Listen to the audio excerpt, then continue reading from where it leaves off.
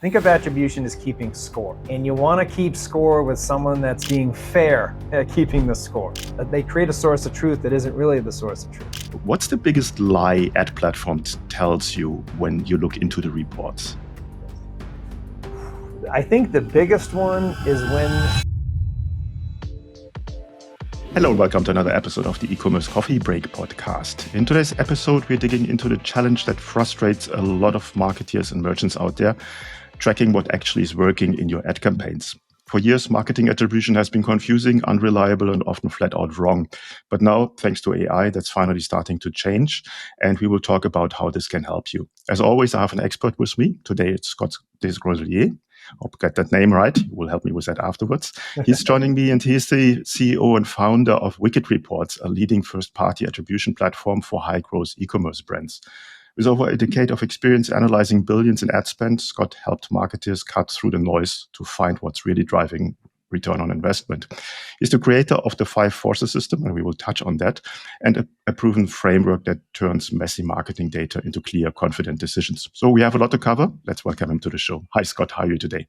Hi, Klaus. I'm thrilled to be here. Thanks for having me. Scott, before we get started, help me with your last name. How do you pronounce it the right way? Well, the English version, Desgrosseilliers, but the French, Desgrosseilliers. So you were close. You weren't bad. I thought, I'd have a long, unhappy life if I got upset with how people pronounce my last name. It's rarely right. So I get over that quick. Cool. Now let's dive into the topic. Attribution, big topic out there. What are the biggest mistakes that you see brands make when they are tracking their ads and their campaigns? Well, there's a lot of them, but first of all, you need a trusted, accurate source of attribution, and you've got to make whatever way you're going to think of attribution as keeping score, and you want to keep score with someone that's being fair at keeping the score. Because if you're relying on the ad platforms, well, you need them, and they're very helpful tools to grow a business. They're not in the business of, let me tell you to go spend money with my competitor. They're trying to gobble as much money as they can. So first you need accuracy. And so people will often, or Google Analytics 4 is, not really that accurate for attribution. It's a great tool for some things, but it's not a attribution tool. So that's the number one issue I see, is that they start relying on, they create a source of truth that isn't really the source of truth. The second big issue is you got to get aligned on a measurement strategy. Because you have a marketing strategy, you spend a lot of time developing your marketing strategies. You actually also need a strategy for measurement, because otherwise there's a lot of stress and drama, and no one needs more stress and drama in their life. But just imagine, your boss, let's say you're the marketing manager and you've been given a budget, and your boss goes in and looks at the Shopify data and decides that according to Shopify he looks in there because that's where the orders are, and he sees a lot of direct. And you say, hey, why isn't there any more marketing answers in here? Or he goes into Google Analytics and sees a lot of direct. He sees a very low amount attributed to Facebook, even though it might be a huge driver of the reason why people end up converting direct is because they heard about the brand on Facebook. And so that's why getting aligned on the strategy of how you're going to measure and choosing the right way to measure can prevent a lot of stress. So I see a lot of trouble there. And then the third one I'll touch on briefly is that related to your strategy is paid media often should be driving new customer acquisition, but then when you're looking at a scoreboard that piles in new and repeat customers. And so you see when a lot of this, you're not your ROAS or the ROAS is lying. Well, it's because it's piling in repeat customers that you may have bought off your email, off your SMS, or just brand awareness. They're already repeat customers going to your website. And so those all get piled in, and then you see these high return on ad spend numbers, but you're not getting growth. It's because the new people aren't coming in. So not segmenting new versus repeat performance and focusing on that one is a huge misconception that costs you a lot of money. Let's unpack this step by step. So the first thing you mentioned is that the different platforms, might it be Meta, might it be Google, trying to claim the attribution, the conversion. Obviously, the reason there, you should spend more money with them. My experience over the last, 15, 20 years is that the reporting is never accurate. It never matches. If you look into Shopify and then you compare this to any other platform you're spending money, it's a complete mess. What's the biggest lie ad platform tells you when you look into the reports? I think the biggest one is when, and they've gotten a little better, but when they do 30-day view look back. So that means if you get a sale, the ad platforms are very good at taking credit, and you do need to pump your sales in to give them a better signal. But when you tell them you got a sale yesterday, we're taping this on July 9th, some platforms will go back, and this is including SMS platforms in Apple. They'll go back 30 days and they might say, hey, well, we had an impression 29 days ago. So that would be what, June 11th. I don't even know what I mean. We're all busy, working, kids, family, life. You're telling me 29 days ago I looked at something and now today I bought. That's the biggest lie out of all of them. Even though there is some relevance to views leading to a halo effect, the ad platforms try to take full credit for it, and it really only deserves some credit. Mm-hmm. Now, when it comes to attribution, obviously there's a multi-point journey from a customer. They might see your ad on one platform, on one device, and then come back later with, for instance, retargeting and buy somewhere else, and then the reporting from another tool kicks in.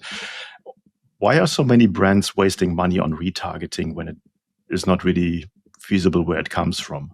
Yeah, I think part of it is a misunderstanding that you have to understand the ad platforms. A lot of them are running AI bidding now, so you have to tell the platforms what you're trying to do with your objective.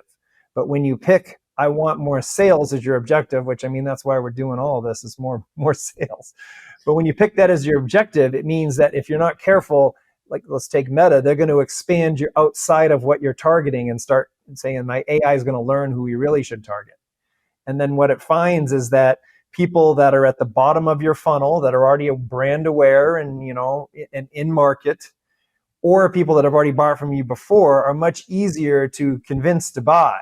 And so they'll just start doing that because the AI is all logic, and it's like, okay, this segment of people is responding better, and my goal is to generate more sales. And when I show the ads to them, more sales happen. So I'm going to keep doing that. So to fix that, you need to get your signal to the ad platforms. You need to first, when you create the campaign, optimize around a custom event. And that custom event needs to be only new customer purchases, ideally of specific products, so that you can then create tight campaigns around the messaging you'd use to convert someone brand new. And then you only target new, but then you need to signal that it's only the new. So if you get a repeat, you don't send that signal. You have that campaign already built to optimize around net new customer purchases only. And then that can help alleviate that pain. Because otherwise, yeah, they're going to turn into retargeting every time. I studied almost 60,000 meta campaigns. I had my data team pile it all together. We compared first click, cost to acquire a customer versus last click, and new versus repeat. And it was a 4x difference. Advantage campaigns are 4x better at bottom of the funnel because that's just what. So I'd say use Advantage all day for shopping, or if you're already a well-known brand, because these are optimized around the big spenders. So a well-known brand like a Yeti mug, everyone knows Yeti. If they're just trying to get anyone to click and buy on Facebook, then yeah, they've already done all their top of the funnel work. But the brands we focus on, e-com, 1 million to 50 million, you still got to earn that brand awareness usually. And so you need measurement and you need signal, and then you need to analyze correct. You need all three in order to really get out of that stagnant growth cycle, because you're not filling your funnel at the top. So that's where you got to do. That's where the work is. That's where the work is. And on that, our listeners are probably very aware and dealing with this issue on a daily basis, specifically if they're small and medium enterprises, scaling enterprises, businesses. It's a constant battle with the different platforms. You mentioned that having a strategy, that having a framework and systems behind it makes it measurable and makes it doable. So you came up with the 5 forces system. Tell me about it. What is it? How does it work? Sure. The 5 forces system was my response to 25,000 hours of working on marketing attribution, which I don't advise. That's how long. That's why I do consider myself an expert. Either that or I would be very smart if I did 25,000 hours on something and I wasn't an expert. So we kept probing and working this problem for years and thinking, oh, it's training. Oh, we just need, because we feel like we have the most accurate data, but even if someone argue elsewise, we have very accurate data that's segmented, new versus repeat, and top of the funnel is what we focus on mostly. But that wasn't still enough, because then the marketers then like, okay, I got this big pile of data. How do I slice and dice it? What's the perfect attribution model I should use? And I realized, I knew early, but I realized that, well, it depends on what you're trying to do.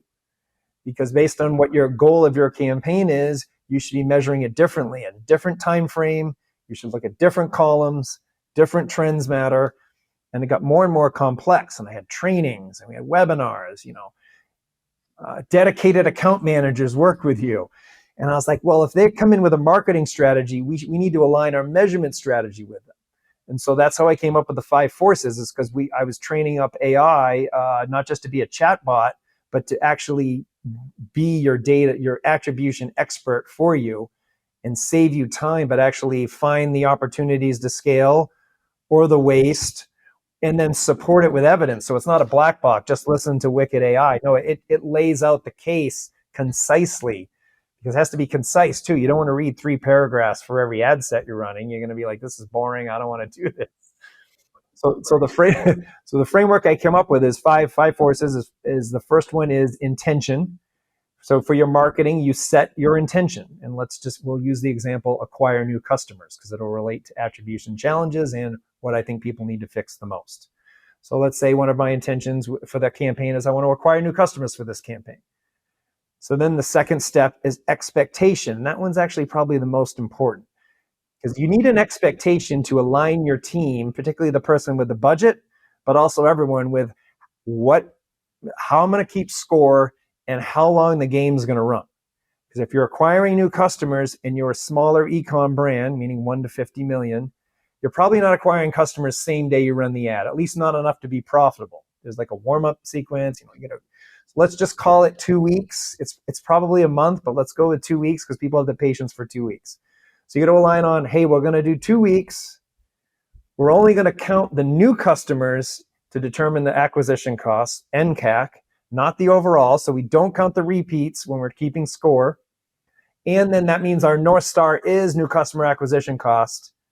And then we're going to set what's called a scale, chill, or kill zone before we've even launched the campaign.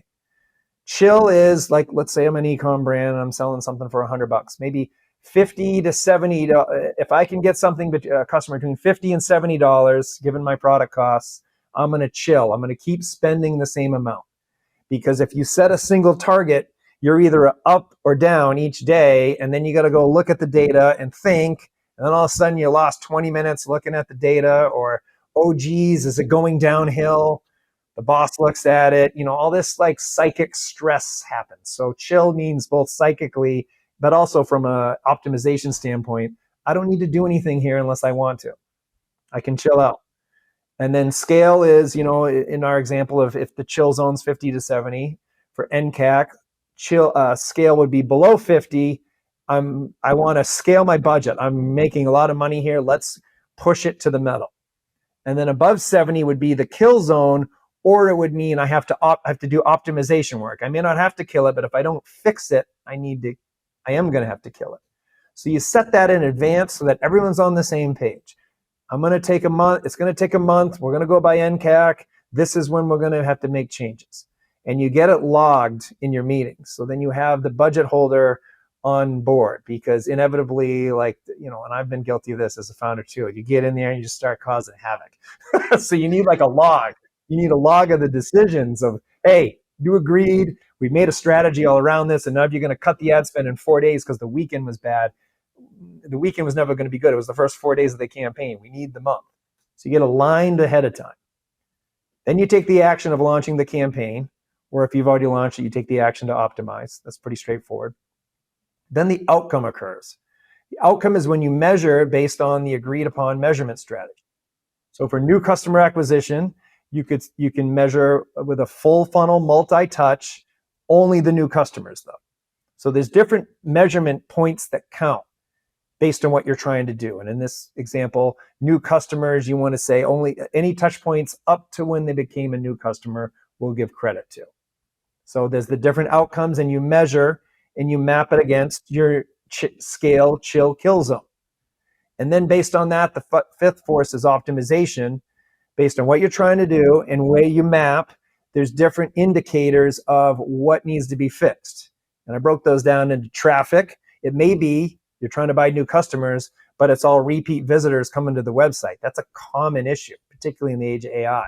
So you got to make sure your exclusions are populating, turn off your Advantage Plus audiences if they're expanding to turning it into retargeting. That's a common issue. You're not even buying the right traffic to begin with, even though you set it up right. The AI caused havoc. Or is it a creative? Is it a conversion rate issue or a hook issue? Or is it budget? Or is it customer quality? You did all your math based on a certain AOV, but it's a shopping campaign and they're just optimizing on all the cheap products. So you're getting your volume, but you're not getting your AOV to match what you need. So then that means that optimization is you got to switch out the product or you got to work on your upsell bump. So the data can provide a map and a compass on where to go. But what makes it achievable is the strategy, but then because we get like 240 columns with trends, it hones it down to like 10 that matter and interprets what they're telling for you. I like it. And for our listeners, that might sound very complex, but it absolutely makes sense. And I think just to highlight the scale, chill, and kill strategy as an outcome for a meeting, for instance, and knowing what you actually do is really gold, because that makes it so much easier to understand on how to manage your business. Now, obviously, there's a million and one data points that are coming into this kind of system.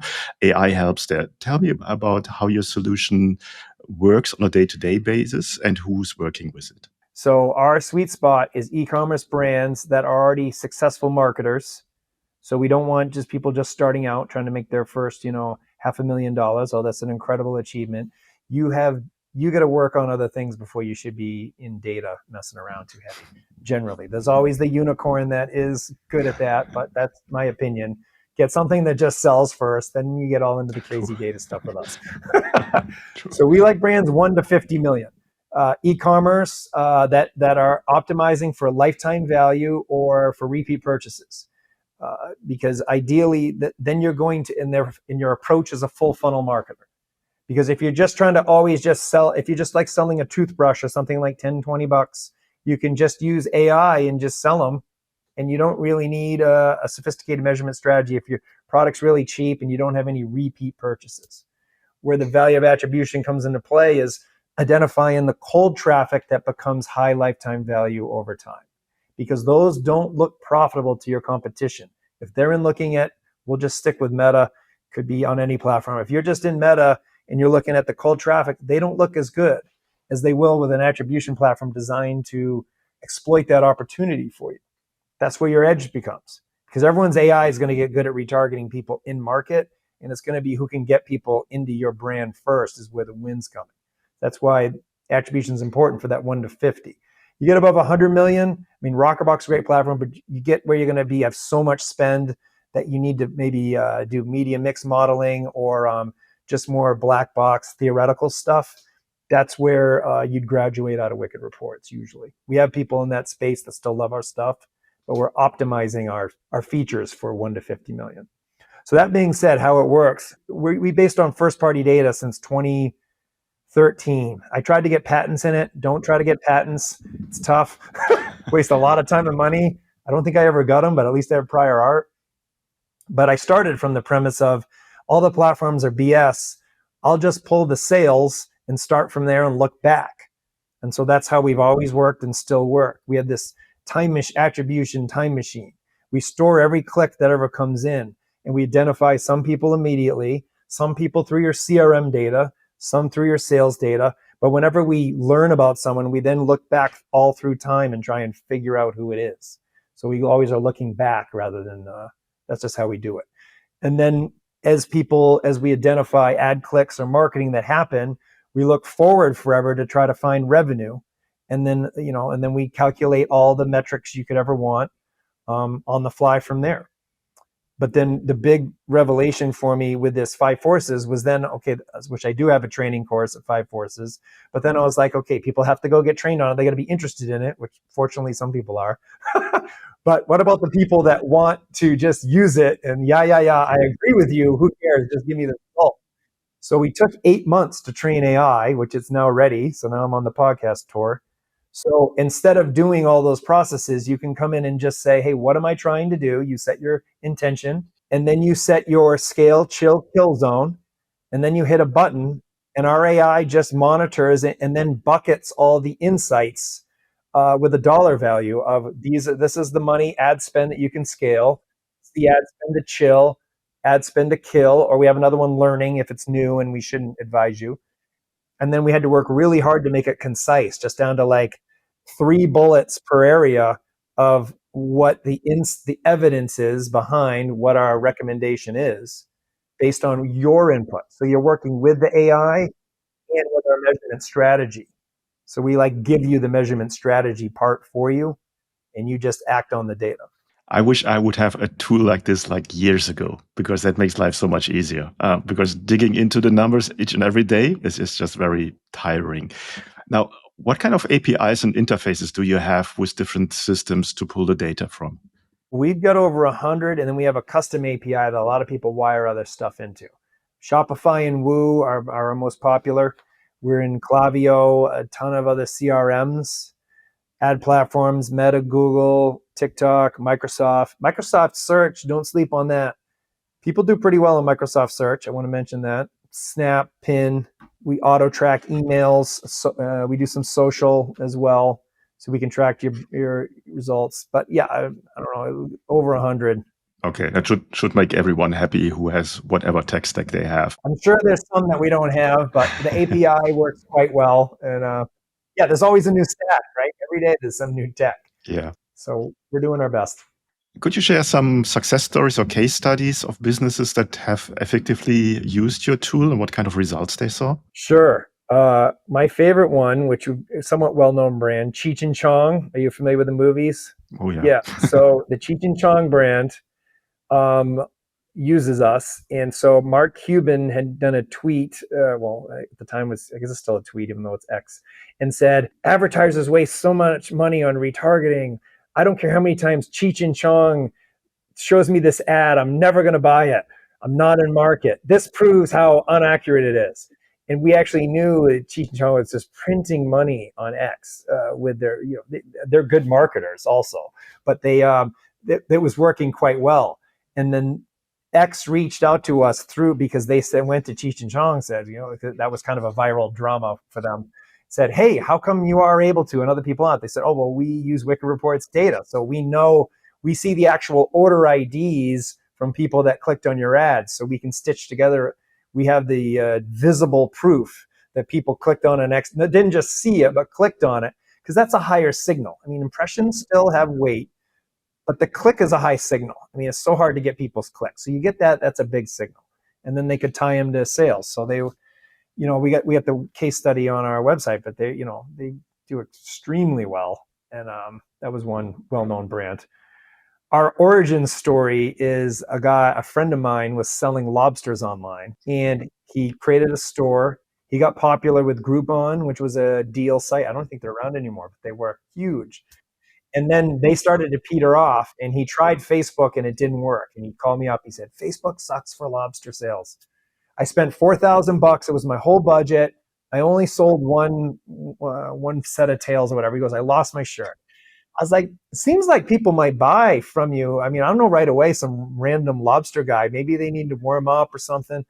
So we hit on this idea that we were going to click on the Facebook ad, opt into a special offer, which would just, he'd collect their email. Then you just redirect them to the same deal he was going to sell them. But then he could email them. And then I would pull the orders every day and match them up.